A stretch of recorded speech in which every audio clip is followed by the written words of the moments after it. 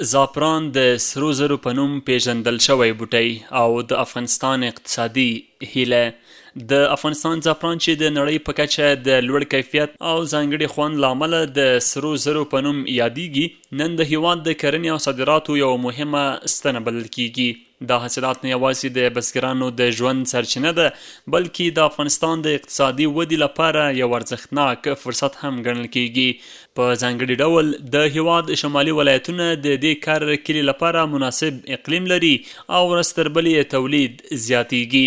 د هیواد په شمال کې د زعفرانو شرکت رئیس ښاغلی زین الله عثماني وایي اوس مهال له 200 ډیر بزګران په بلخ ولایت کې د دې شرکت د پروګرامونو تر پوښښ لاندې د زعفرانو کار ته مخه کړې ده.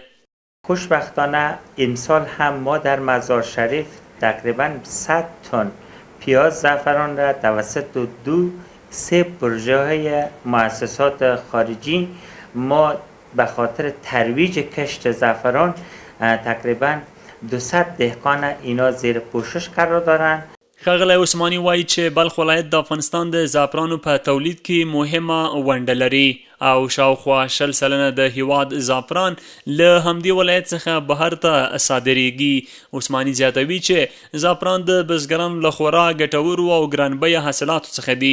هغه ټینګار کوي چې د نړیوالو بنسټونو په همکارۍ هڅې روانې دي څو د افغانستان په شمال کې د دې کار کلي پراخېدو ته لا ډیره زمینه برابره شي. ولایت شمالی افغانستان تقریبا 20% از تولیدات خالص زعفران صادرات افغانستان ولایت شمالی افغانستان تولید میکنه.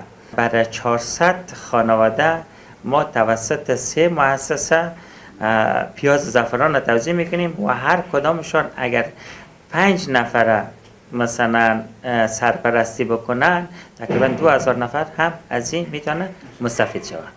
د یادونې وړ ده چې د افغانستان زعفران د نړیوالو بازارونو په رنګین میزونو ځای لري او هر کال یې د تقاضا کچه لوړیږي. دا بوټی چې لږې اوبه او ځانګړی اقلیم غواړي د افغان بزګرانو لپاره د امید څراغ ګرځېدلی دی. د نړیوال شهرت ترڅنګ زعفران کولی شي د افغانستان اقتصاد ته د پام وړ عایدات برابر کړي او د کرنیزو بدیلو حاصلاتو په توګه د کوکنارو ځای ونیسي.